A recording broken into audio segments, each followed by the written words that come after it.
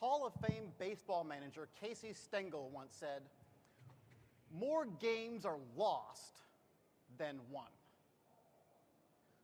Which seems like kind of an odd comment, because wouldn't you think that number would be equal? But his point was, more often in a sporting event, the winner is decided not because one team or one player played exceptionally well, but because the other team screwed up. And that does happen again and again and again. You see it in every sport: baseball, football, soccer, tennis, gymnastics, where the winner is decided not by who was fantastic, but who sucked less.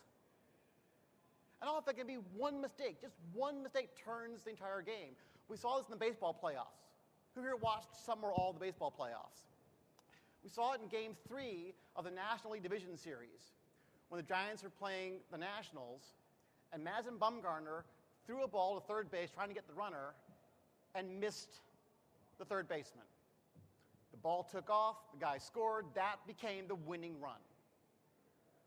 And then in the championship series, when the Giants were playing the Cardinals, something happened with the other pitcher who threw the ball away while trying to get a runner at first, allowing the winning run to score.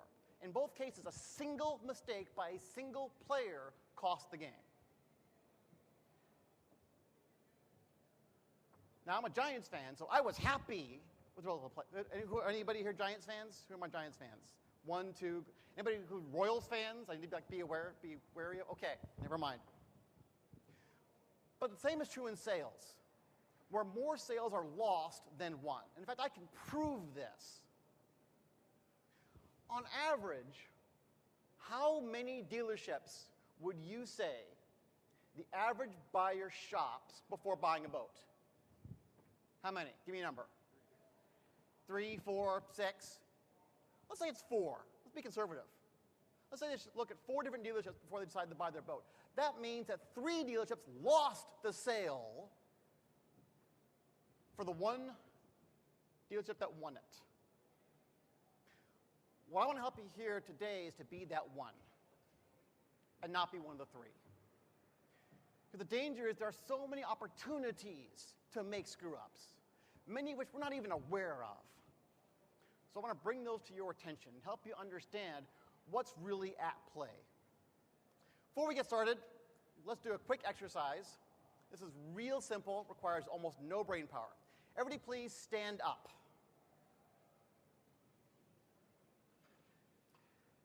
All right, grab your stuff. Grab your handouts, grab your coffee, grab your phone, and change seats. You must sit next to somebody you don't already know. Change seats now. Okay, question for you. And those of you who have seen me before already know the answer to this.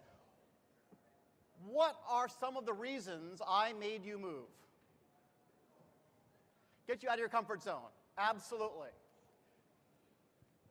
We all hate change. We were talking about that last night. We resist change even when it's in our best interest. And yet, if we're going to get better as salespeople, as business people, we need to embrace change. So always be looking for opportunities to get outside your comfort zone. Because every time you step outside your comfort zone gets bigger. Why else did I make you move? What's that? Actually, that was a byproduct, but yes. By the way, good answers, good ideas, good questions, good stories get toys. And as we all know, whoever dies with the most toys wins. Why else did I make you move? What's that? Networking. Meet somebody new. When we come to meetings and conferences, what's our natural tendency? Hang with people we know, people we're comfortable with already. That doesn't serve you or your business. Meet new people. When you go to your next session, sit next to somebody you don't know already. Use this chance. Same thing at lunch. Don't sit with your team. Sit with somebody new. You've got great chances all this week to dramatically increase your network. Take advantage of it. And why else did I make you move? Wakes you up, gets you moving, definitely. Why else? What's that? Well, I can. That's not the reason why, though. Why else? I am a control freak, but again, not the reason why. I want you to sit with someone you don't know because you're going to be talking with each other. This is not going to be a lecture. There is an enormous amount of experience here in this room, and I want everybody to get the benefit of your wisdom. So I want you to have the chance to talk with somebody you don't know, to get different ideas, different perspectives, different feedback. And I want you all to share that with everybody else so that everybody here can benefit from your wisdom. So with that, let's take a look at the reasons people don't buy. Who here sells the best boat? Okay, if you sell the best boat, why does not everybody buy your boat? Here's the reality. And those of you who are manufacturers are going to hate me for this. The boat is irrelevant. People aren't buying the boat. They are buying the customer experience. The boat is secondary. A boat is a means to an end. The question is, where can they get the best experience, not where can they get the best boat? There are boats out there that suck. People still buy them. It's not about the boat. It's about the customer.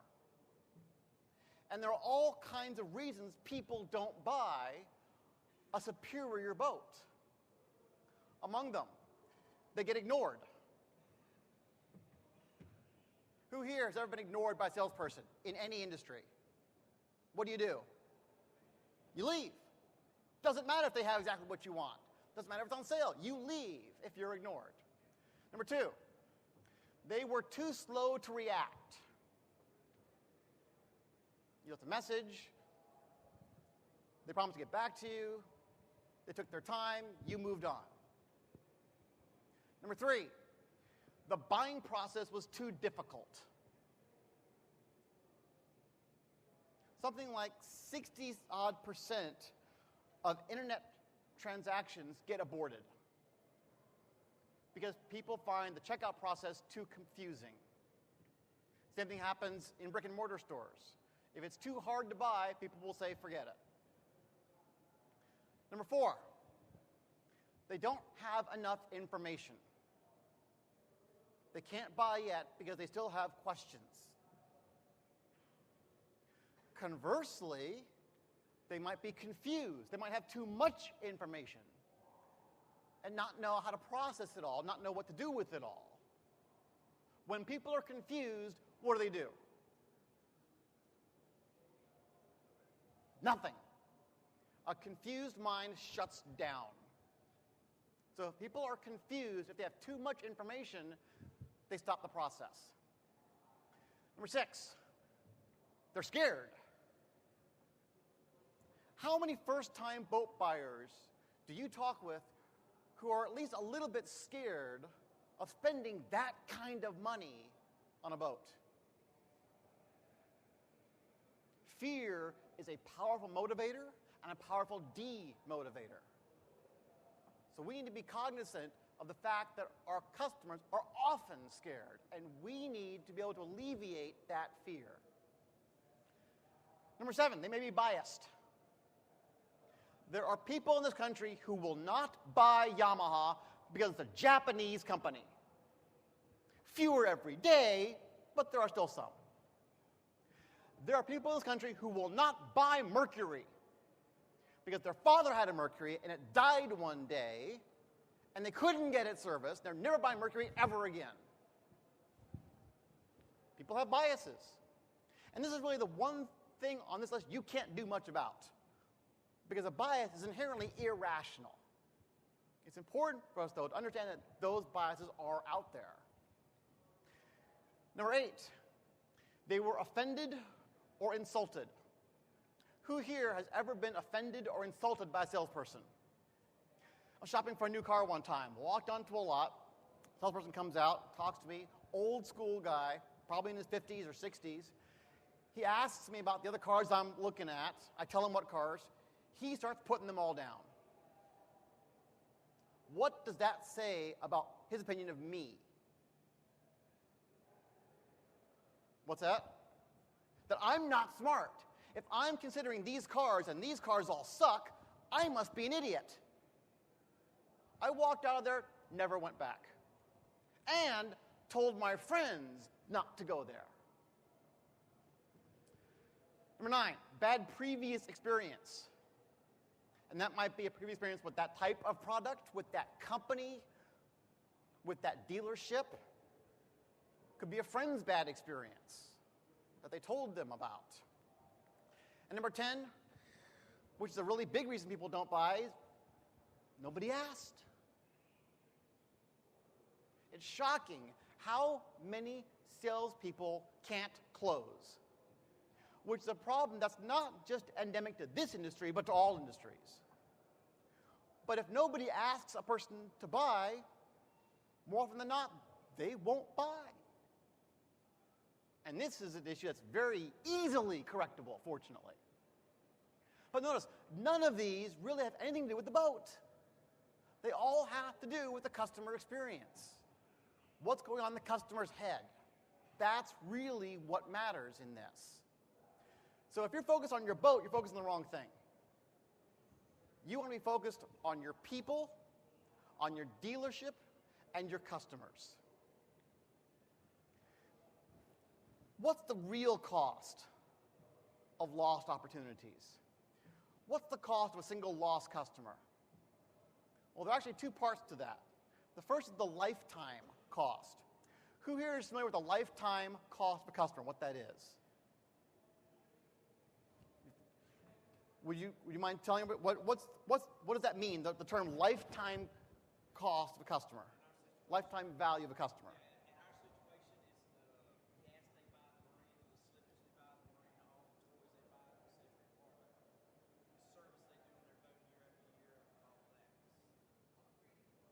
Okay, for the following boat. So the lifetime value of a customer is not just the one boat they didn't buy. It's all the accessories they didn't buy. It's all the service they didn't buy. It's the next boat and the boat after that that they're not buying. That's the lifetime value of a customer. How many boats does your average customer buy from you over their lifetime? 3, 4? So for every person that walks out of your dealership without buying, that's 3 or 4 boats you've lost. Not just one, 3 or 4. And that's just from that one person, because that doesn't include everyone they influence. When someone says, I'm thinking about buying a boat, where should I go? And they say, well, don't go to XYZ Marine. And that number of people they influence is growing by the day. I have more than 2,000 Facebook friends, more than 4,000 LinkedIn connections, and more than 68,000 Twitter followers. You piss me off, I'm telling a lot of people. By the way, if you are, who here tweets regularly? Okay, y'all should be on Twitter. It is an amazing source of business information. You can do searches by hashtag, that's that pound sign with any term after it that you like, and find all kinds of really valuable content that will help you as a salesperson or as a dealer principal. For this conference, the hashtag is hashtag MDCE14. If you do a search for that hashtag, you'll see what other people are saying during the course of the conference. It's a great way to keep up on what's going on. And if you want to tweet from this session, my handle is @DonCooper. It's on some of the slides. So, if you want to win more sales, the first step is losing fewer of them. And if you want something tweetable, there's your nugget. The first step to winning more sales is losing fewer of them. And that's what the goal of this session is. Because if you do nothing else but lose fewer of the people that walk out of your dealership, you'll boost your sales without spending a dime more on marketing. Sound good? So we're going to focus on the customer experience. We're going to look at things from the customer perspective. How can you create the best possible experience for your customer so that they buy from you and not your competitors, regardless of price, regardless of product, regardless of anything else? We're going to look at the number one buying factor, which is confidence. Confidence trumps everything else. Remember, fear is a powerful demotivator. And if I am at all fearful about buying from you, I'm not going to do it. I need confidence in you.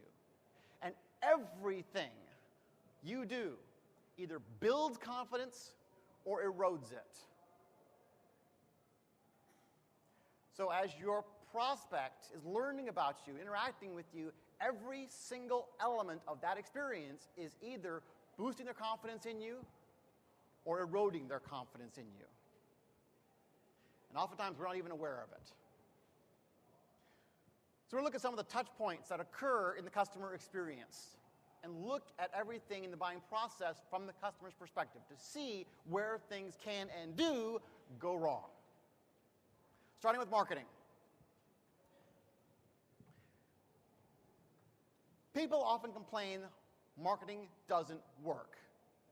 No, marketing works. Bad marketing doesn't work. And the reality is, as much as 80% of all marketing dollars are wasted because most people know nothing about marketing. So if you're marketing ineffectively, you're going to lose people because they won't come in the first place. So some of the problems with marketing that cause it not to work can include an insufficient amount of marketing. Some people do a little bit of marketing. Oh, well, yeah, we did a postcard one time. That didn't work. Yeah, we did a couple of TV ads, nothing. The wrong audience. Marketing needs to be targeted to be effective. If you're marketing the wrong people, you're wasting your money and your time. The wrong tactics. Even if you have the right audience, using the wrong tactics to reach them means a waste of time and money. And even if you use the right tactics, but don't use them well, again, you're wasting your time and your effort. And finally, bad messaging. If your message to that audience is weak, they won't come in. So, what do we need to do to rectify this? Well, the first thing is study marketing. Go online, read some blogs, get some books, go to some seminars, learn about marketing. A friend of mine, Dan Kennedy, says, whatever business you're in, you're not in that business. You're in the marketing business. As a dealer principal, you're in marketing. As a salesperson, you're in marketing. As the janitor, you're in marketing. Everybody is in marketing. So whatever your position, you need to understand it. So let's share what are some of the great books on marketing? What's one of the best books on marketing you've ever read? Turn to the person next to you. That person's going to be your buddy for this morning's session. So introduce yourself if you haven't already, and share with the person next to you the best books on marketing you've ever read. Take 1 minute, go. Okay. What is one of the best books you've ever read on marketing? What? Don't even go there. What's one of the best books on marketing you've ever read? What's that? Newspaper, okay. Who else? What? Purple Cow by Seth Godin, great book. What's that? Who Moved My Cheese, Spencer Johnson, okay? Good. Great book on change. What else? Yes. What's that? Hug Your Customer. You know who the author is on that? Okay. Who else? Dale Carnegie, How to Win Friends and Influence People. Great book on interpersonal relationships and, indeed, marketing. Because marketing is all about what? Influencing people. What else? Harvey McKay, Swim with the Sharks Without Being Eaten Alive. Great book. Who else? What's that? Blink, Malcolm Gladwell. Terrific book. Who else? Yes. Guerilla Marketing, J. Conrad Levinson. The first and arguably best book ever written about marketing for small businesses. Jay was a friend of mine. He passed away last year. Great man, incredibly generous. There are more than 30 books in the Guerilla Marketing series. It is the best-selling marketing series of all time. Buy this book. Guerrilla Marketing is currently in the 4th edition. Start there. It will change the way you think about marketing. And while you're in your bookstore or on Amazon, look at the other books on marketing in the area. Buy a few. Read, study, learn. Learning about marketing is one of the most important things you can do to boost your sales, whatever your position at your dealership.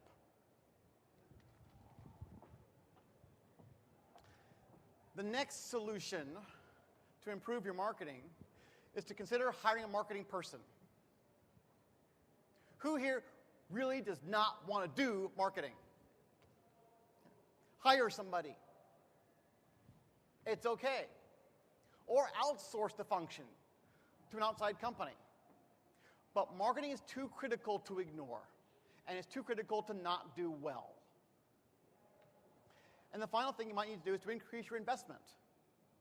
And I use the term investment deliberately because marketing is an investment, not an expense. Too many businesses look at marketing as a cost. It's not. If it is done properly, it's an investment. It delivers a return to you. In the afternoon session, 3:45, I'll be in the marketing track talking about how to outmarket your competition. And we'll be talking all about how you can improve your marketing. So if you're so inclined, join me over there at 3:45. Now, once your marketing has gotten them interested in you, the next touch point is your dealership. So this is the next opportunity for things to go wrong. What messages does your dealership send to potential buyers? In many cases, the first encounter people have with your dealership is online. So how does your website look? Does it look professional? Does it look amateurish? Does it look clean? Does it look confused? Is it simple to navigate? Is it complicated? Does it load quickly? You've got 2 seconds. Studies have shown that people will abandon a website after 2 seconds if it's not loading. The other potential touch point they have with you before they come in is the phone. Who is the most important person in your dealership? Your receptionist. Whoever in your dealership answers the phone. That is the most important person in your dealership. Because they are very often the first human contact your prospects have with your dealership. So if they're saying, Acme dealership, that's not helping you. You want somebody who's warm, somebody who's going to engage callers immediately, somebody who's friendly, somebody who's efficient. You need to train them well and pay them well because they're a vital first impression to your dealership.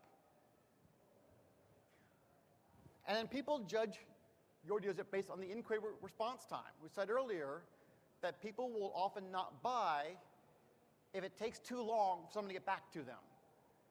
So when somebody calls and leaves a message, or someone goes to your website, sends you an email, how long is it before somebody responds? Minutes? Hours? Days? Do you even know? People then judge your physical dealership by its initial appearance. When they drive by, how does it look?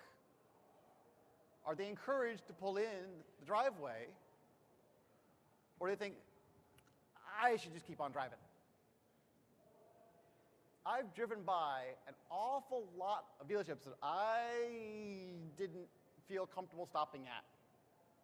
Anybody ever see a dealership that looked like that? So you want to make sure your dealership looks great from the outside. And then you want to make sure that everybody who walks into your dealership is welcomed. I've been mystery shopping dealerships for more than a dozen years. And I can't tell you how many dealerships I have walked into, walked around, and left without anybody ever so much as saying hello to me. What was I doing in here before this session started? I was greeting people. And granted, I couldn't get to everybody because there's 2 doors. I can't reach quite that far.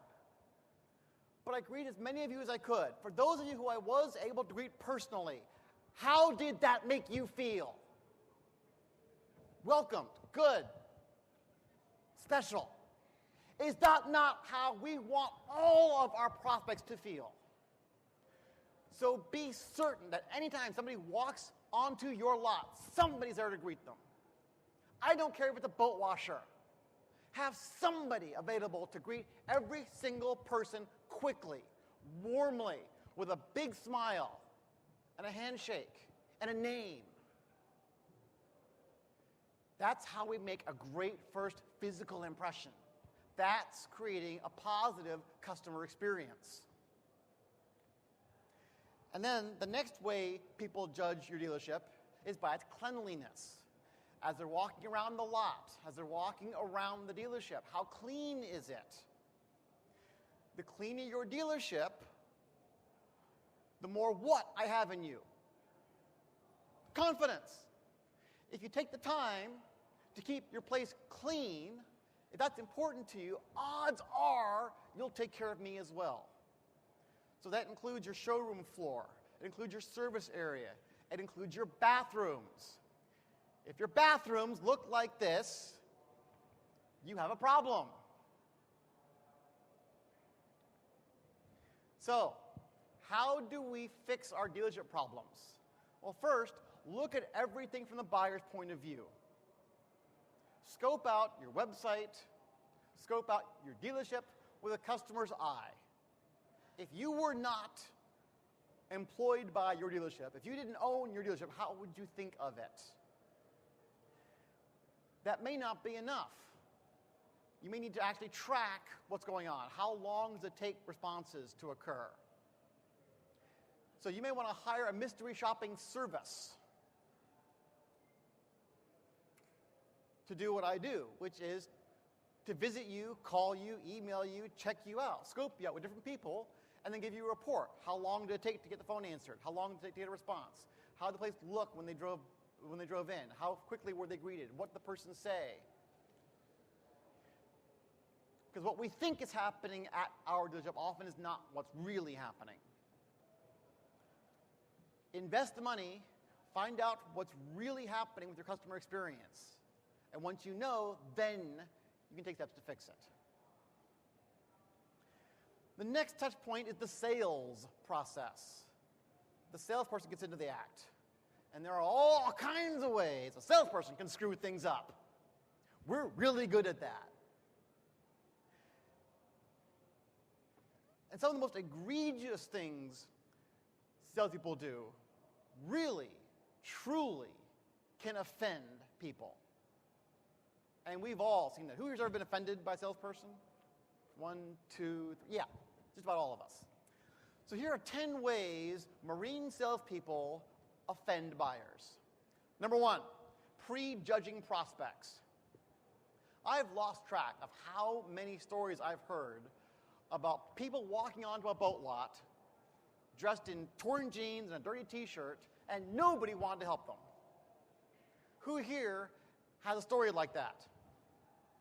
How many times was that person dressed in ratty jeans and a dirty t-shirt rich? A lot. So we prejudge prospects based on how they look. I heard a great story recently from one of my attendees. He worked for an Infiniti dealership in Arizona. Guy comes into the lot on a bicycle, cut-off shorts, long hair. Nobody would go near him. They sent the rookie out to deal with him.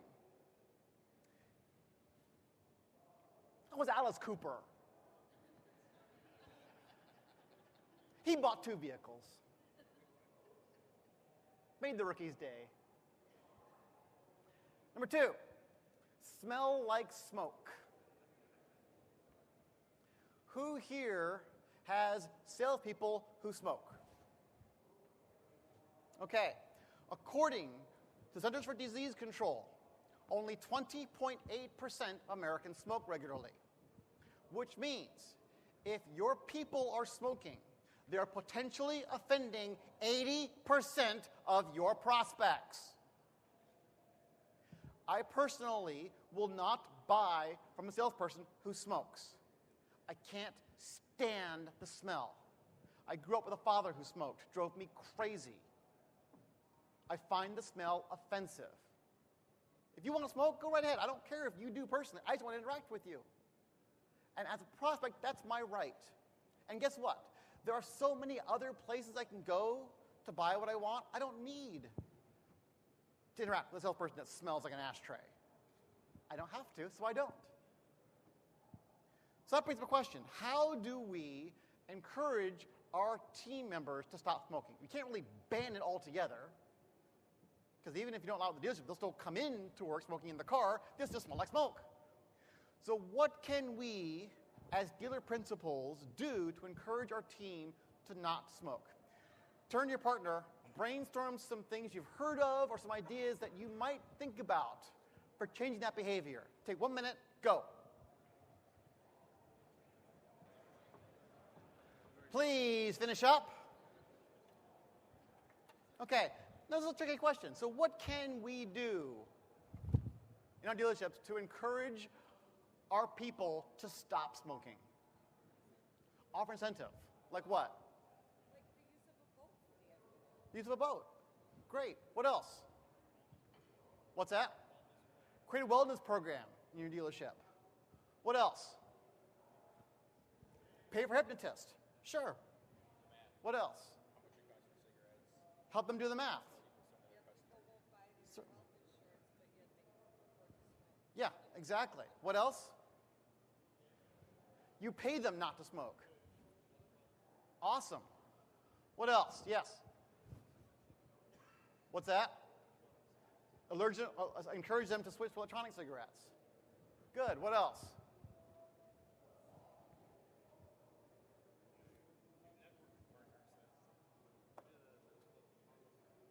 You create no smoking policy. Okay, so that's a start. The challenge is how do we get them to stop smoking entirely, because that's really what we want. Because even if it's not on the premises, they can still smoke outside and come in and it still smell like smoke. What else? That always is an option. Give an opportunity to change employment. Make it into a contest. I like that. How competitive are salespeople? Very. So you want to change behavior, create a contest around that. Definitely. Any other ideas over here? What's that? Get a prescription for Shantex. Anything that you can do to encourage them to quit smoking is good for them and good for your dealership. It's good for them for their health as well as for their sales and their commissions. It's in everyone's best interest. Third way salespeople offend buyers is they fail to listen. It's one of the biggest things they do. They talk. And it's partially our fault. Because too often when we train salespeople, we teach them sell features and benefits. We teach them a script. We teach them to say everything we can about the boat, but they don't listen. They don't ask questions. Number 4, they conduct long, boring walkarounds. Because, again, we've taught them to talk about every single feature on the boat. Every manufacturer spends a good chunk of the dealer meeting talking about every single feature on this boat. And so we tell our people, say every single thing about it, and the person doesn't care. Number 5, they ignore women. I talked with a sales manager in Texas one time who told me 2 women walked into his dealership Salesperson comes up to them, starts talking with them, and he's watching their body language, and you can see they're getting agitated. He walks over, takes over the sale. And in talking with them, he found out that the two women were, in fact, a couple, had been shopping for a boat for some time, and were on the verge of giving up because nobody would take them seriously at any of the dealerships they had been to. So the manager talked with them, learned more about them, and they bought a boat that day. Was that purchase about the boat? No. Did it have anything to do with the boat? No. What did it have everything to do with? The relationship, the customer experience, the fact that they were taken seriously as buyers, that they were respected for who they were. Number 6, talk down to prospects. A lot of salespeople feel the need to prove how smart they are. And they do that by making customers feel dumb. One little problem with that. Do prospects like feeling dumb? No. In fact, if anything, it's better for the salesperson to come across as less smart than prospects. If the salesperson is constantly complimenting the prospect on what they know, and if they often say, well, gee, I'm not sure, I don't know, what impact does that have on the prospect? What's that? They believe it's truth, right? So they believe that they're smart, if they're told they are, certainly. What else? What's that? It increases their confidence, definitely. Because they're no longer looking at the salesperson as this really intimidating figure. This person doesn't know all that much. I know a lot. I can do this. I don't have to worry. It's not necessary to prove how much smarter you are than your prospects. It's important to understand them and learn about them and make them feel comfortable. Number 7, try to close too soon. Who here has heard the term ABC? Always be closing. That is stupid advice. When we try to close too soon, before the buyer is ready, what happens? They reject us. And what do they start thinking? What do they start fearing?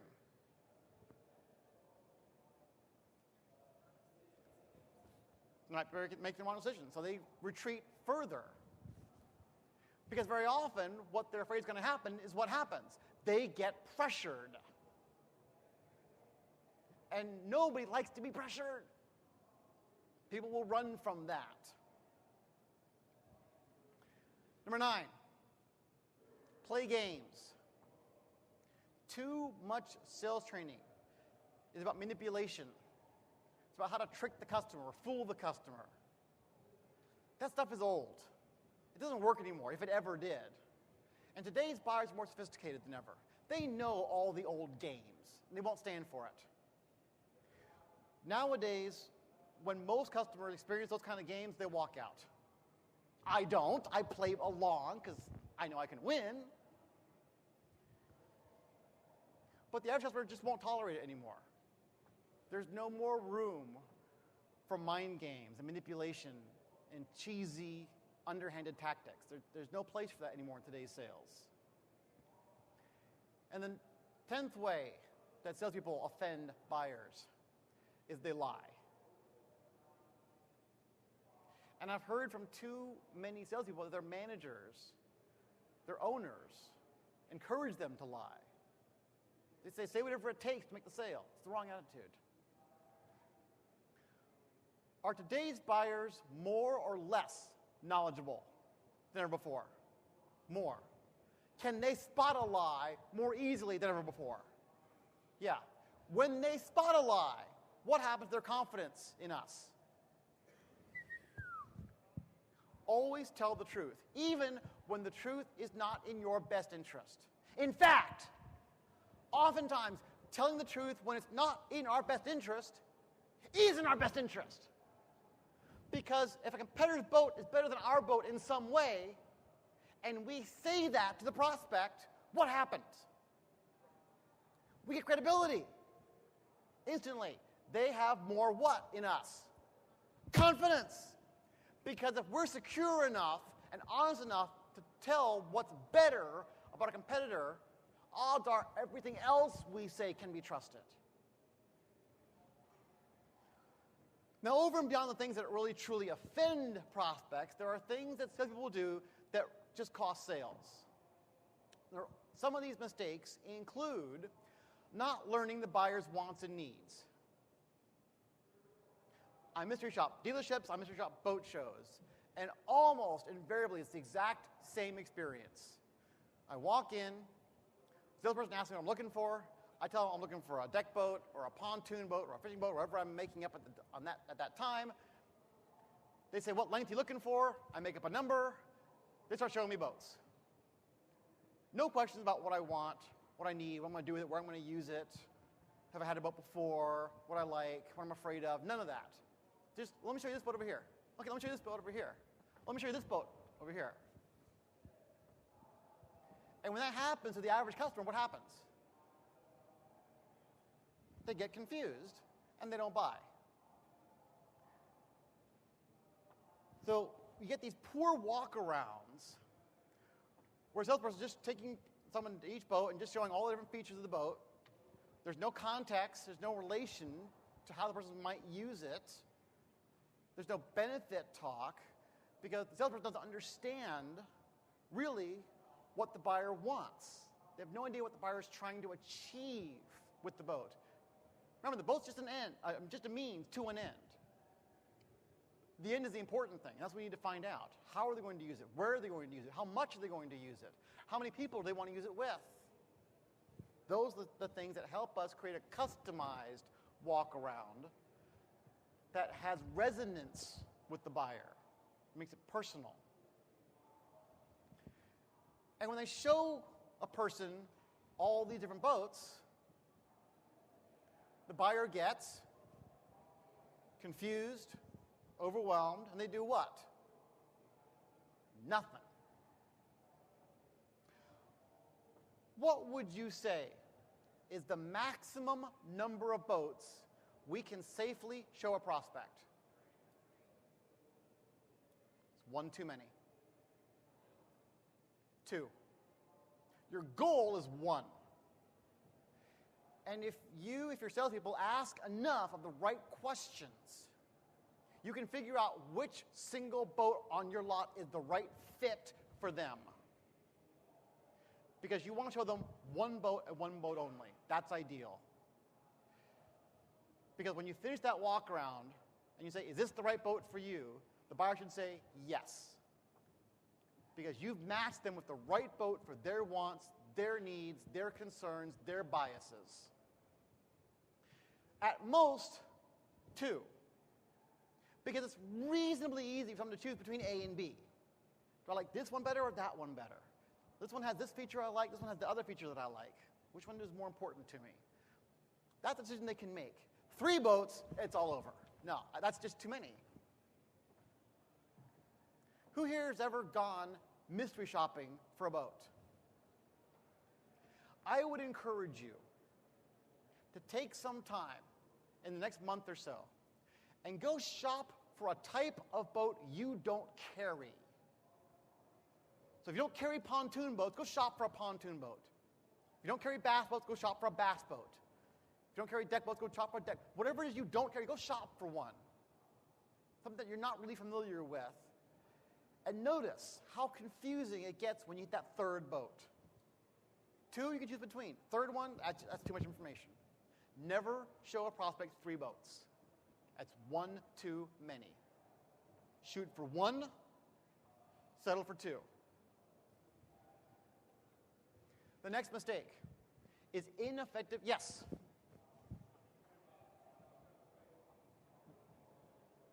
What's that?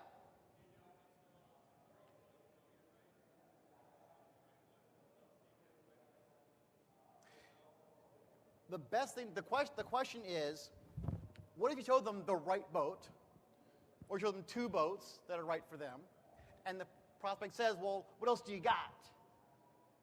So that does happen, right? If you know those two boats are the best boats for them, how do we react to that request from that buyer? Pete? Odds are, what Pete is saying is if we get that request, we probably didn't show them the right boat, or we didn't make it clear to them why that boat is the right one for them. And often that can be the case. What can we do, though, if we end up in that situation? Or we get a particularly inquisitive buyer. Buyers are of two types. There are process people and there are options people. Process people go through a process to arrive at the right answer. Options people like lots of options and want to choose. I'm an options person. I don't really like one choice. I want several. I want to make my own decision. I want to know all my options. And so what you're asking is, what do you do when you have that options person? So when someone says, what else you got, how else can you respond to that? That's all I have that can meet your needs. Here's what I would suggest. Just take a variation on that and say, I've got a few other boats that I could show you. However, they're not going to be as good a fit for you as these two boats because. And go back to what they said was important to them and show why these two boats aren't worth looking at because they're missing something that they said was really important. Yes? And there's a good question. In an ideal world, what is this boat missing that would make it the ideal boat for you? The next mistake is ineffective objection handling. Too many salespeople cannot handle objections effectively. They freak out when they get them. They're often dismissive, or they don't do a good job of answering. When a salesperson does not answer an objection effectively, what does that raise in the mind of the buyer? What's that? Doubt. It raises fear and doubt. If this person can't answer my objection, if they can't resolve my objection, something is wrong here. Next mistake is they compete on price rather than value. If you get into a price war with another dealership, you're both going to lose, even if you make the sale. Next mistake is failing to stand out.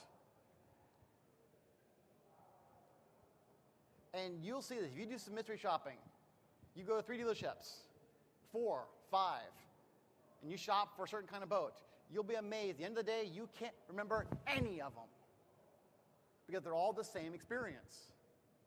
And that's largely up to the salesperson. And the last mistake is simply not asking for the sale. Simply hoping the person will ask to buy it. Write this down. Hope is not a strategy.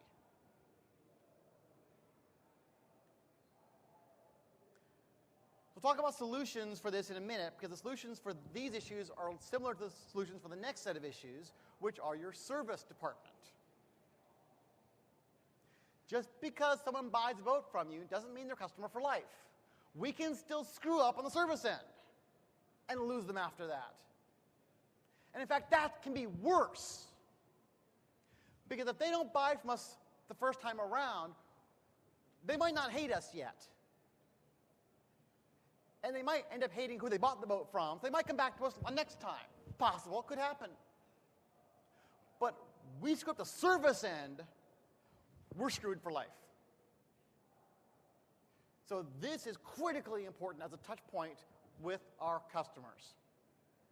So here's how customers judge your service department. First, the friendliness of the staff. Who here has ever had a service writer or technician who was not what you would call warm? Yeah, that's kind of a turn off to customers. We're already stressed because our boat's not working, so we're already unhappy. Then when you have to deal with somebody who's not friendly, that makes things worse. People judge your department on speed. How fast do things happen? How long am I waiting? People hate waiting. The faster things go, the happier we are. They judge your service department based on communication.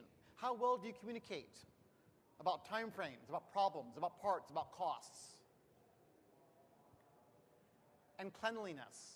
How clean is the waiting area? How clean is the service bay? How clean is my boat when I get it back?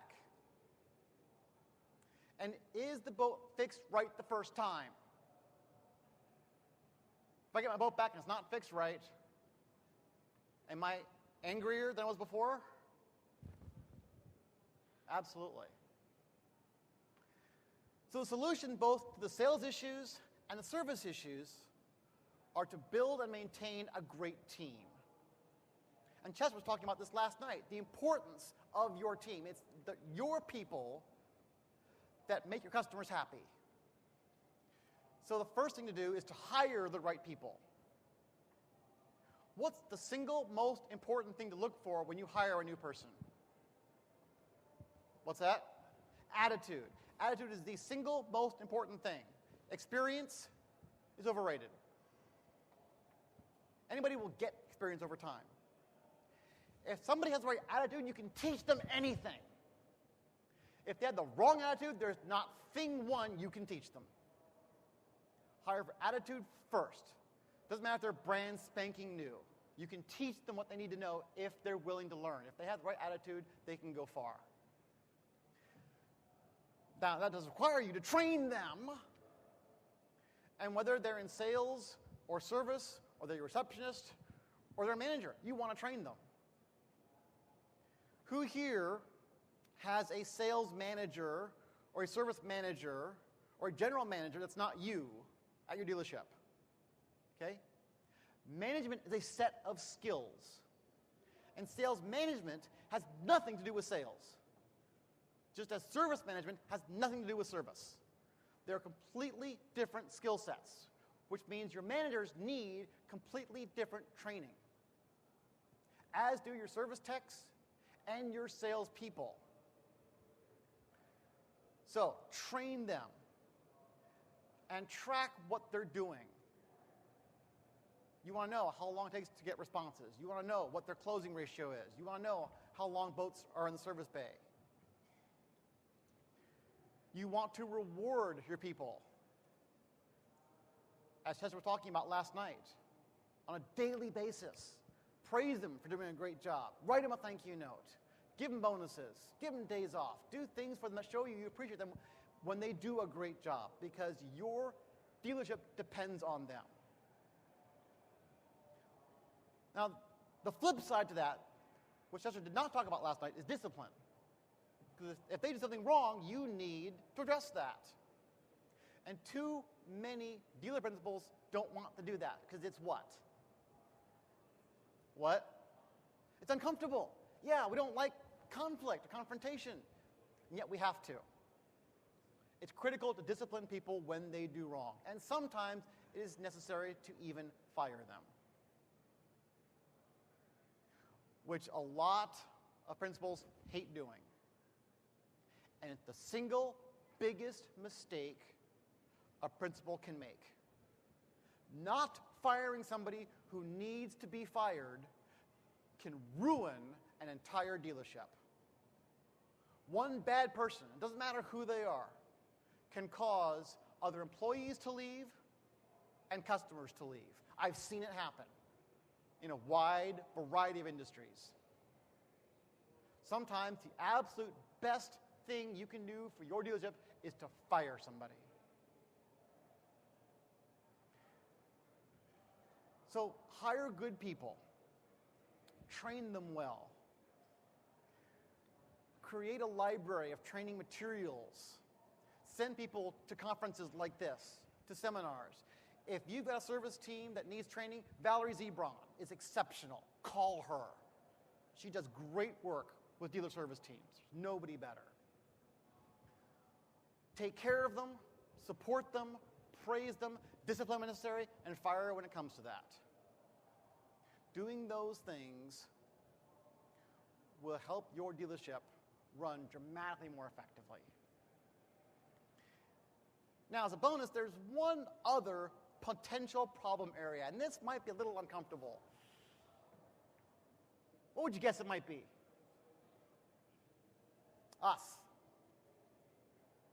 Yeah, oftentimes we're the problem.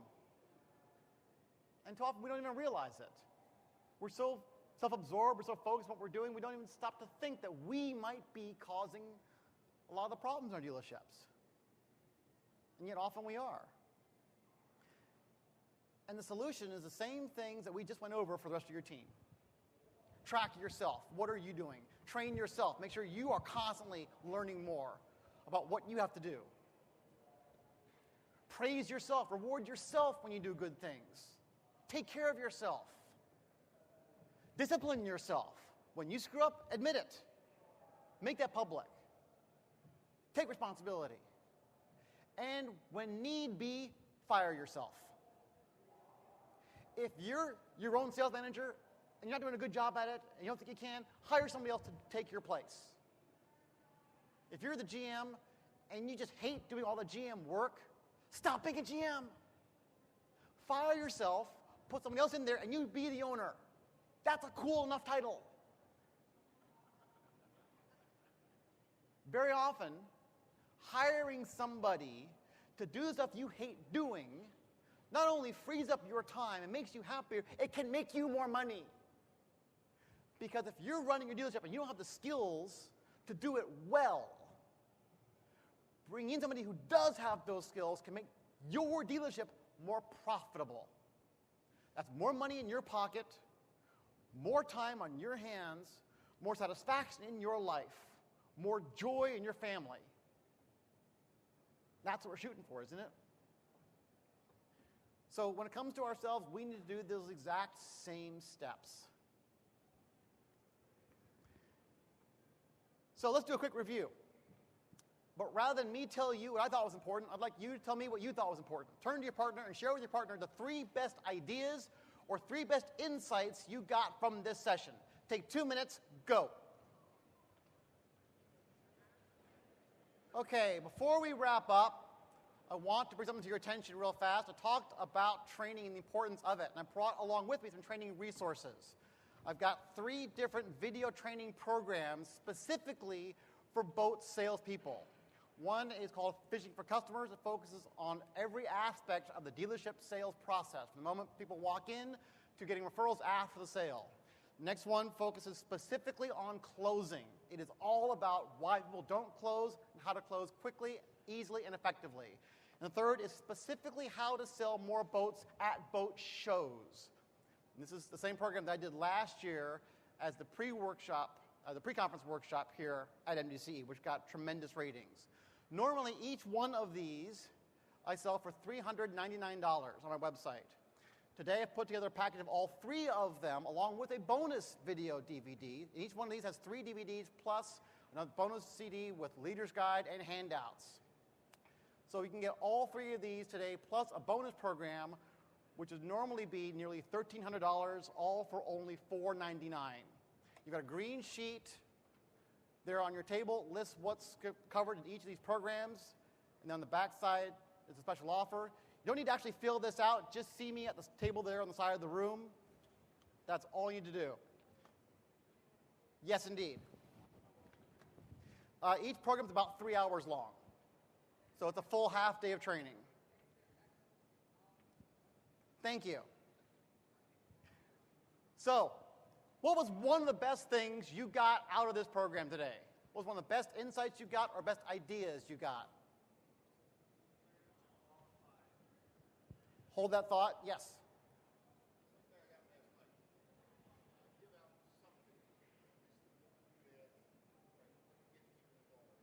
Yeah. Give rewards. Any kind of reward. Absolutely. What are we going to say? Qualifying your customer to direct them to a specific boat. Good. What else? Yes. Don't close too soon. Good. What else? Cut down on prejudgment. Don't prejudge prospects. Good. What else? Higher attitude. What's that? Higher attitude. Hire for attitude. Absolutely. What else? What's that? Don't smoke. This is a great time to quit. What else? What's that? Mystery shop. Mystery shop your competitors. Definitely. What else? Yes. What's that? Don't show more than 2 boats. Don't confuse the customer. Good. Anything else? Yes. What's that? Check yourself. See if I can get this all the way back there. Yes. It's not about the boat. It's about the customer experience. Yes. What's that? Hope is not a strategy. Good. Anything else? What? What? Love that gag. Listen. Listen well. Opportunity is at our door all the time. We are surrounded by it. And I've got some free resources for you on my website at doncooper.com/MDCE. There are bonus reports there for you. No cost, no obligation, no email necessary. So hit doncooper.com/MDCE and you can download all kinds of extra bonuses. And that'll help you to take advantage of the opportunities. Because every single day, opportunity is knocking. Don't let it walk away. Thank you very much.